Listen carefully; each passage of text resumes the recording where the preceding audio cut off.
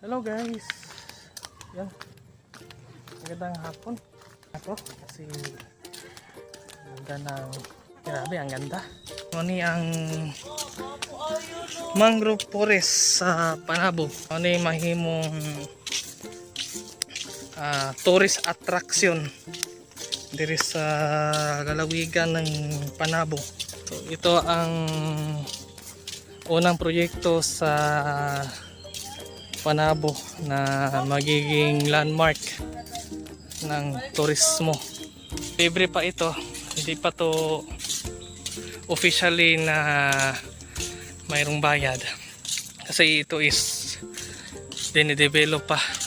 So marami pang mga gagawin dito. Lagyan pa ng solar kung kapag gabi, pero sa totoo lang wala namang pumpasyal ng gabi dito kasi bawal na. Around 4 and 5 ng hapon lang ang close. Bawal magtapon ng basura. Yan. Alam mo na yan. Bawal magtapon ng basura. Pag may basura ka tapos itapon mo, multa 5,000. Yan, ganda. So mayroon tayong street sweeper. May naglilinis dito. Ayan. Taob yung tubig. Malakas ang tubig ngayon. Kayo. Ngayon Day, anong sabi mo Day? Ganda no?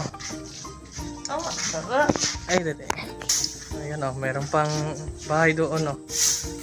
Ganda naman talaga. Sobrang ganda. Okay.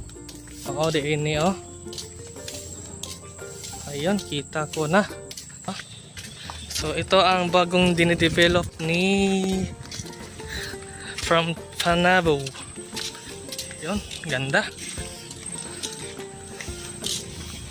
Ayun. Tindot kayo.